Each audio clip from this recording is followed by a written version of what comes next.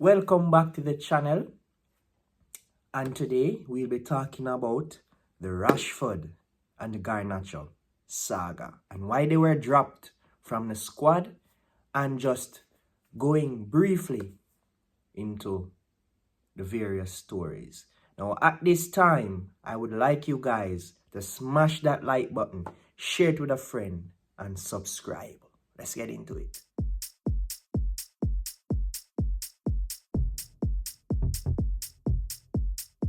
Right, so let's get directly in the saga. Now, first of which, Ruben Amorim, our new manager, highlighted in yesterday's derby that Rashford and Garnacho will not be included in the squad, right, for a very big game such as the Manchester derby. Now, persons were saying we have no chance. The two most deadly players on the counter are not present, and the bench is incredibly weaker. And in saying so, we have the likes of Anthony coming off the bench and Xerxes, who really has not set his foot in a Man United jersey yet, coming off the bench. Now, this was a big issue yesterday in the game, and you have lots of fans who were 50-50. Some were saying it would be difficult for us to win, and some were saying, well, let's hope the Amorim ball prevails. And in saying so, guys, I'm saying that we all know the issues that Rashford brings, separate and apart from the pitch. Now, he's been criticized or caught partying mid-season at Belfast. And mark you, they're humans. And just like if you and I were working at a company and we went to a party the night before, they're entitled to do so. They're free to do anything. However, you see, if Rashford was performing consistently well on the pitch, probably him being at Belfast would not be a big issue. And with Garnacho, in recent weeks, we have been seeing him. He scored a brilliant goal under Eric Ten Hag, and he didn't celebrate. We saw that he wasn't really in tune with his fellow teammates also in recent weeks. And the final nail on the coffin for Amorim for this week was that they're not training well and they're not seeing a positive attitude towards teammates. And that was really what forced the issue to drop these two players.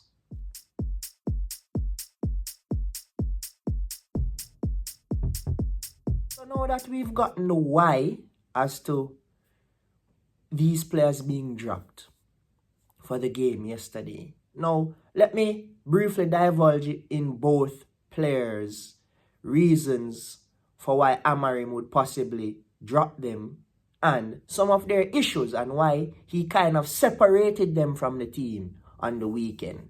Now, the first thing I'm going to say is about Garnacho, right?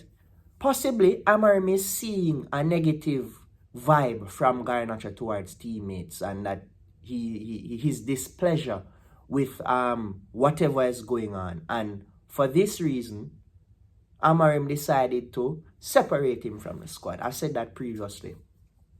And quite frankly, Garnacho, his performances as well, because part of what was said by Amorim were the performances. The performances as well has not been where we expect Garnacho to be. Now, we know he's good taking on, being direct in games, but the final product is lacking 60% of the time from Garnacho. And in saying so, he has issues whether making the cross to Rasmus or Xerxes, whoever the striker is, or he has issues when to dribble, when to pass, right? So some of these things are the observations that Amorim has observed, and in accumulation with his training patterns and training habits were what contributed to what happened.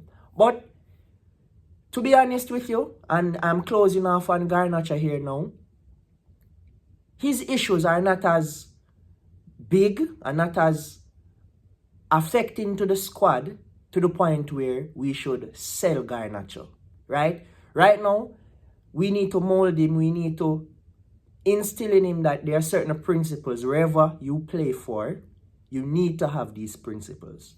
And if we can get him in the right frame of mind and assist him with decision making, nothing can stop Garnacho because he has that potential, right? You see how Ahmad plays?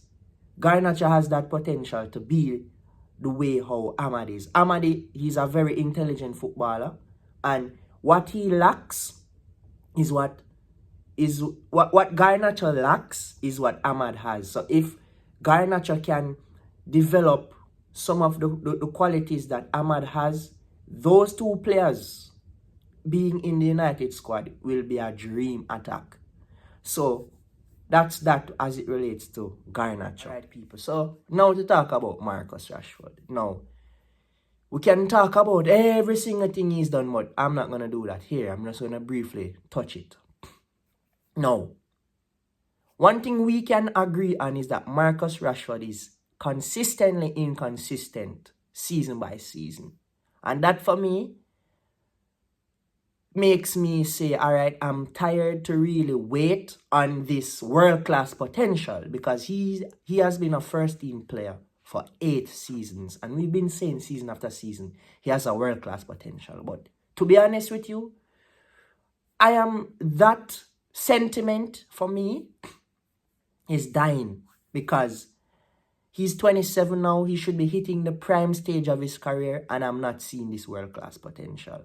He's a good footballer, but I don't think he's world-class because he's not banging in assists after assists season by season. He's not banging in goals season after season. So for me, I'm going to stop saying he has that world-class potential because he's consistently inconsistent. Another thing that also annoys possibly the club and the fans, he's always in minor little controversies, but because it's Rashford, it's highlighted on a global scale, right? Is that he's partying here and there, and that can lead him to be susceptible to being ill for games, people spiking his drink, and he probably has some drug whatever breaches as well. Stuff like that, down tooling, not working hard on the pitch, the minimal thing that the fans want to see, right? And these things have been happening for 80 seasons, ladies and gentlemen. And that is why for me, I'm saying the ship probably has sailed for us to depend on Rashford to be like the Sakas, be like the Salas, be like the Vinny Juniors. He's not at that level. And for me, I'm accepting that reality right now. I love Marcus Rashford, but I'm not spitting hate. I'm just being very honest with the situation. He's not world class. And for that premise is also probably the reasons why the club has decided, or it has been said, that the club is possibly considering offers to sell him in January or next summer. And yeah, this is the truth and the fact.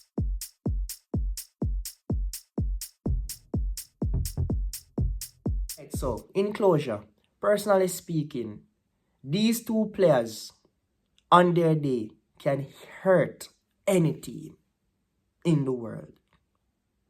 But what's also true is that they're consistently, both players, Garnacho and Rashford, are consistently inconsistent. And a team like Man United needs consistently consistent players. You see the tongue twister there. But I think if the club wants to sell Rashford, I am not going to be sad anymore rather than previous seasons. But we should mold Garnacho. His age, we can say he has the potential. So we need to mold the potential, mold the personality, and just tweak his game so that he can maximize himself as a footballer. Alright, there you have it, people. That was my response and that was my analysis. That was my viewpoint on the Rashford and Garnacho saga. Let me know your thoughts. Like, share, and subscribe to the channel because a lot of you are watching and not subscribing.